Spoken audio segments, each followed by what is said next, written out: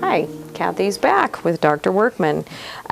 We just finished injecting Dr. Workman's right cheek with 0.6 mLs of Voluma, and that really brought him back into balance. Before we started, we noticed that he was a little more sunken on this right side, and he looks a lot more balanced. He still has a little volume deficit, which is awesome because we have the other part of the syringe, so we're going to use, you know, a little bit more on the right side because he was more hollow there.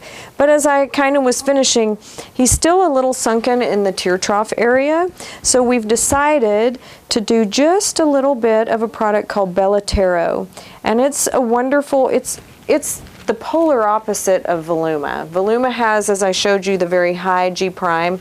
It has a really dense, it defies gravity. Belotero has almost a 0 G prime. It was actually designed to go very superficially into very fine lines. It's a beautiful product for horizontal or vertical lip lines, periorbital rhytids. It can go into all of these little lines here because you inject it right into the superficial dermis. Because it's designed for that, the tissue under our eyelids is the thinnest skin on our body. And so a lot of the other products, especially Voluma, would be horrible for that. Juvederm, Restylane, other hyaluronics have been used in the tear trough area, but often we get this kind of bluish, almost bruised discoloration that's kind of opalescent looking that they call a Tyndall effect. And for whatever reason, even though Belotero is a clear gel, it doesn't tend to Tyndall. And because it's a really soft product, it lends itself really well to this area. So I was pretty excited when it came out a few years back. The technique for tear troughs is kind of an interesting one. A lot of the injections that I do with something called a blunt cannula needle, and it's not sharp, okay, which sounds kind of counterintuitive, but a needle has a bevel on it, and it kind of slices its way through the tissues. It slices through skin, it slices through little baby capillaries, which may leak, which cause bruising. It can slice through little tiny nerve endings, which can cause pain and discomfort. So what we find is the use of the cannula needle is a blunt tip. So we inject a little local anesthetic into the area. We make a little pilot hole with a larger needle, but it's totally numb. He won't feel that a bit. And then we use this blunt tip cannula and thread into the tear trough area. And the beauty of that, it's a much safer technique. And I know the plastic surgeon, the facial plastic that I've worked for, said years ago when he filled tear troughs with the old needle method, it was almost as if they had had an upper and lower blepharoplasty. They were bruised for up to 2 weeks. It almost looked like a surgical issue. 9 times out of 10 with the blunt cannula, we have little to no bruising. And we also kind of minimize that by mixing a little bit of lidocaine with epinephrine into the product because that vasoconstricts the area. Yeah, I mean, I think the other interesting point, you know, from a historical perspective is the tear trough used to be an area that was just off limits. It's kind of a no-fly zone. Yeah, it was kind of a no-fly zone. I think with the the Belotero and some of the more viscous or some of the fillers that actually will flow better. I mean, suddenly we've been able to open up that whole area of facial rejuvenation.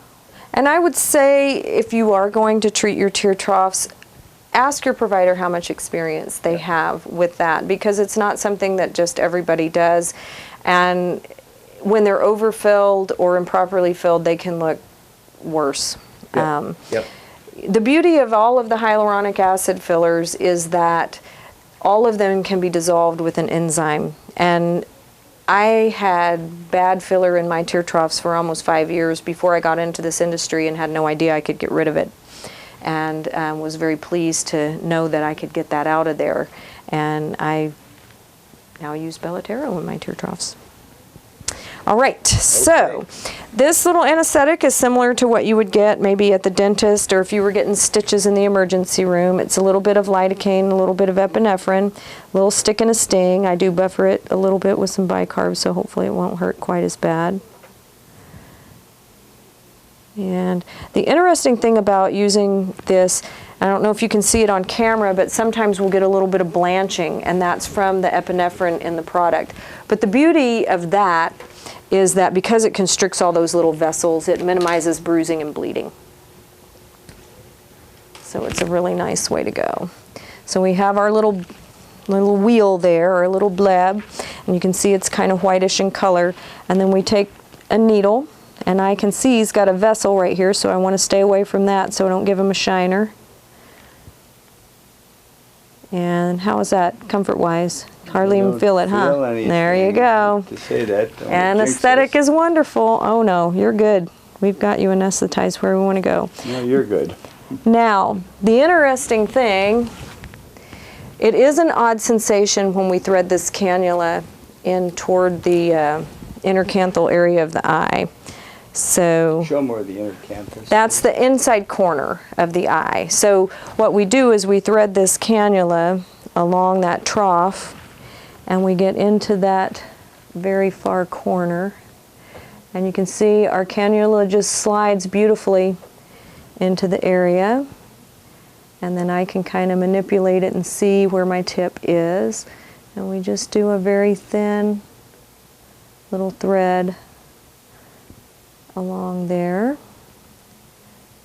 And go ahead, open your eyes and look up toward the ceiling. Sometimes I can see a little bit more of that deficit when you're looking up. And go ahead and close your eyes. And it's amazing, you can do a lot in the tear trough with very little. Mo better. I like it. When she's happy, I'm happy. Yeah, well, I'm kind of picky. I like things to look perfect. I always tell people when I put a needle in your face, it's like signing a work of art, and I don't want my name on bad art. So let's look. That's the icing on the cake. We're going to give you just a little titch right here.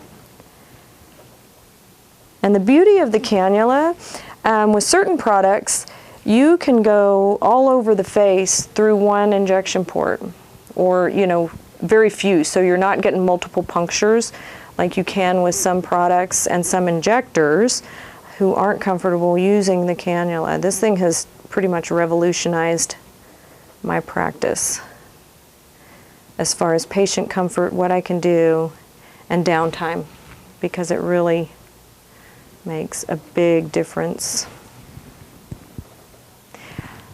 I, a